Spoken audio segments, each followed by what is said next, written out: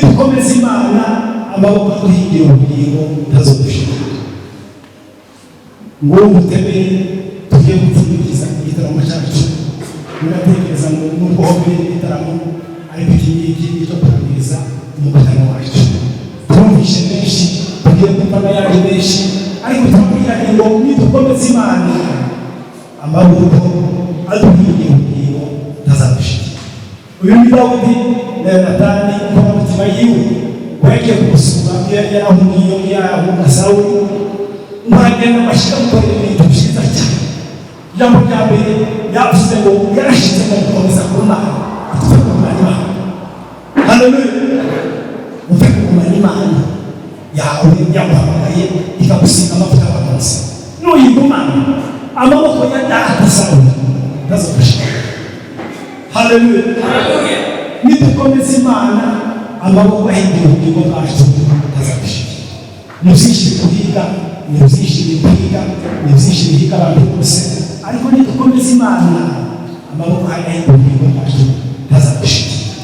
Azozagira amafate afataho tuvuye. Nagira amafate afataho tuvuye. Kugeza neza kugenda no mwisho abone gushimwa asubira. Imana ishimwe. Amen. Amaboko ahinduye ubugingo ntazofasha. Imana yazesha. Amen. Amen. Tugiye kumva kasisi rohuriza asema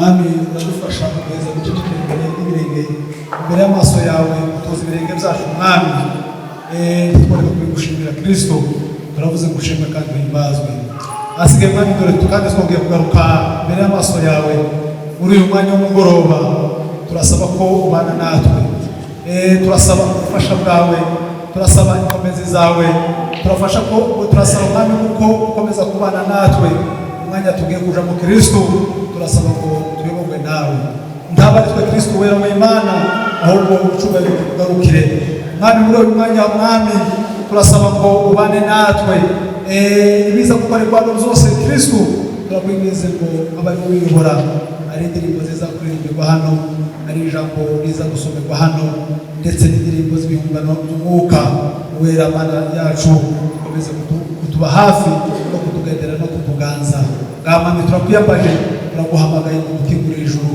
imigisha yawe ikomeze kubana natwe ngaho tugusaba twize byose tuzumvise tugusaba makeya zuko umeshe ubuntu mu izina ryawe Yesu dukunda amen. Amen.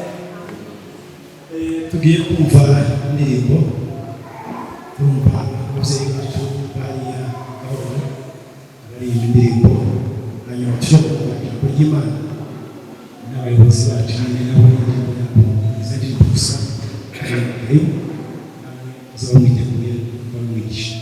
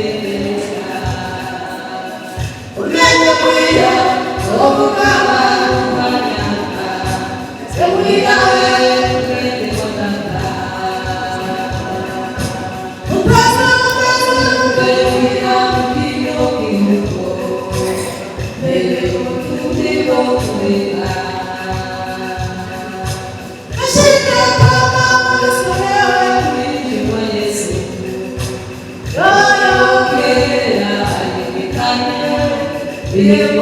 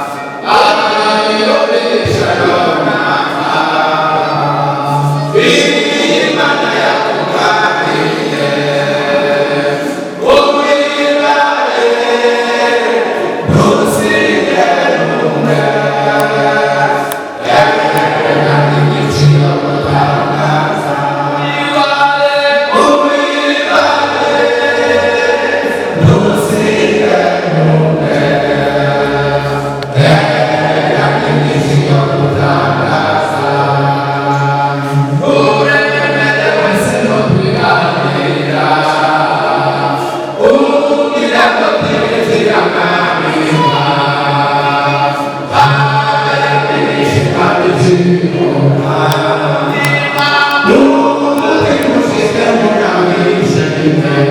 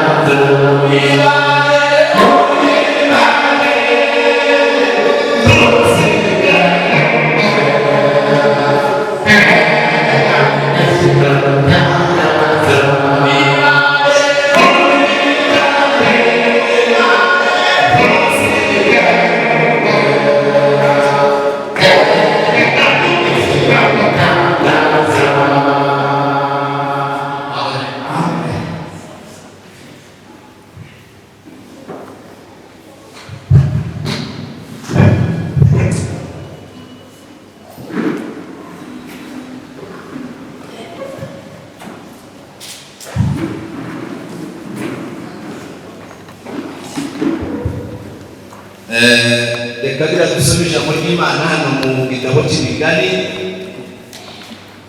Sinirengagije kuko dufite icyanditswe twagize nk'iteme y'iteraniro ryacu, nubwo nanone turi muri rya jambo, ariko kuko gucungura umwanya reka dusoma ahandi, nyamara dushingiye nyine kuri rya jambo rigaragara mu rwandiko Pawulo yandikiye Timoteyo. Imigani ni ibice 30 n'umurongo wa 24, ndasoza umurongo wa 28. Pasiteri Yakobo aradufasha gusoma mu rwandiko Pawulo yandikiye Abakorinto rwa mbere ibice 3 n'umurongo wa 10 asoze n'umurongo wa 11. Nanone Pasiteri Nehemiya araza kongera kudufasha gusoma mu rwandiko rwa Timoteyo rwa kabiri ibice 3 n'umurongo wa 14. Turasoma henshi ariko ndahafata ijambo ritari rirerire cyane. Niba twabonye mu Migani ibice 30 n'umurongo wa 24, n'abadafite ibitabo baze uko duhaye gusoma, kuko wenda ibisobanuro by'ijambo ntibiza bikunda kuba byinshi, ariko iyo wumvise ijambo uzohita wumva icyo ikigenderewe kuvugwa aho ngaho. Haravuga ngo aho mu Migani haravuga ngo hari ibintu bine biba ku isi bitoya ariko bifite ubwenge bukabije. 25. Ibimonyo n'ubwoko budakomeye ariko zibikira izo kurya muci. 2. rero, impereryi n'ubwoko butagira imbaraga ariko ziyubakira amazu mu bitare. 3. inzige ntizigira umwami ariko zitera zigabanije mu ibintu. 4. umuserebanya ufatisha amaboko yabo ariko bano ku nyumba z'abami. Amen. Reka basomera ngaho mu rwandiko Pawulo yandikiye Abakorinto rwa mbere ibice 3 n'umurongo wa 10 arasoza umurongo wa 11. Pasiteri Nehemiya nawe aje gusoma Timoteyo wa kabiri ibice 3 n'umurongo wa 14. Naho gusoma honyine. Naho haravuga ngo umuntu w'Imana nahawe kandi nashyizeho gufatira umwubakisha mukuru w'ubwenge, undi yubakaho, ariko umuntu wese yirinda uko yubakaho, kuko nta wundi ufatira umuntu abasha gushyiraho ngeretse twashyizeho ariko Yesu Kristo. Amen. Amen. Duhere Pasiteri nanone indangururamajwi ngira dusomera nawe muri Timoteyo wa kabiri ibice 3 n'umurongo wa 14. Aravuga ngo